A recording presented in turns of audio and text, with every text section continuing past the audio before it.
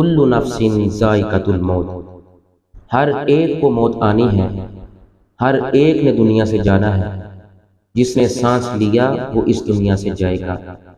کل نفس ذائقۃ الموت، ہر ذی روح کو موت آئے گی۔ جو اس جہان میں آیا اس نے منتقل ہونا ہے دوسرے جہان میں۔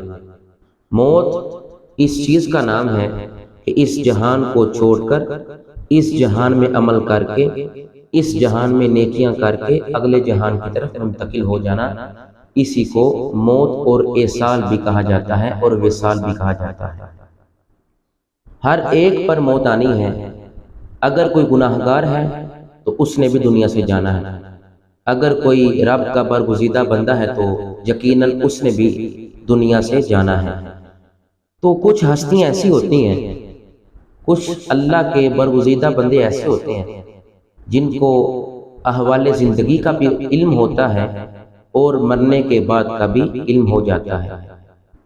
سیدنا فاروق اعظم جیسی ہستی، آج ہم موت سے نہیں ڈرتے۔ بیٹے کو بلا کر سیدنا فاروق اعظم نے اپنے بیٹے حضرت عبداللہ کو بلایا۔ ڈرنے والے تھے فاروق اعظم اللہ سے، صحابہ کے بارے میں اتنا اللہ کا خوف تھا۔ ہم اللہ سے ڈرنے والے نہیں۔ اگر آج بھی ہم اللہ سے ڈر جائیں تو یقیناً اللہ رحمتوں کے، رزق کے، کرم کے دروازے یقیناً کھول دے گا۔ دروازے تو اب بھی کھلے ہیں مگر ہم رحمت حاصل نہیں کر پا رہے۔ دروازے اب بھی کھلے ہیں، بخشش ہم حاصل نہیں کر پا رہے۔ وجہ یہ ہے کہ دنیا میں اس قدر ہم مگن ہو چکے کہ ہم موت کو بھول بیٹھے۔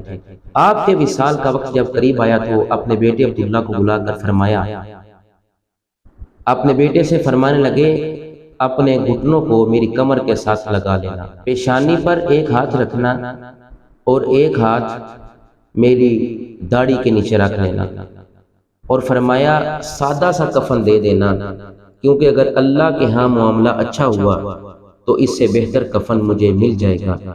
سیدنا فاروق اعظم جیسا جلیل القدر صحابی اور فارق حق و باطل، اسلام کی فتح، اسلام کا روب، مراد مصطفیٰ، مرید مصطفیٰ کا یہ حال ہے کہ بیٹے کو بلا کر فرمایا عام سی قبر بنانا، اگر میرا معاملہ اچھا ہوا تو میری قبر کشادہ ہو جائے گی، اور جو خوبی مجھ میں نہ ہوئی وہ کبھی بیان نہ کرنا، کیونکہ اللہ مجھے تم لوگوں سے زیادہ جانتا ہے۔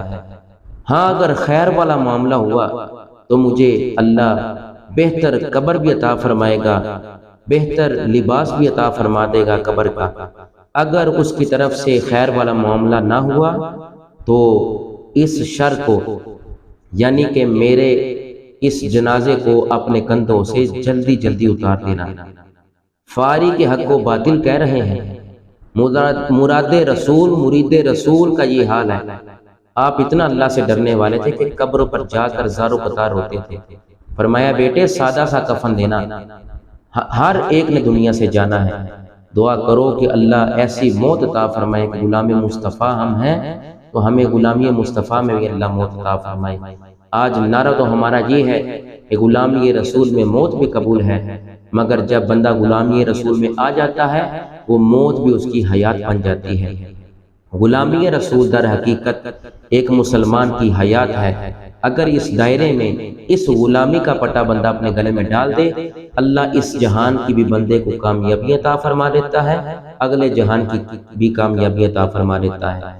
تو صحابی رسول کا ڈر، صحابی رسول کا اپنے بیٹے سے یہ فرمانا اس بات کی دلیل ہے کہ اگر وہ صحابی رسول ہو کر اتنا اللہ سے ڈر رہے ہیں، اتنا خوف خدا ہے ان کے دل میں، تو ہمیں بھی قرب مصطفیٰ درود و سلام کی وجہ سے نصیب ہوگا۔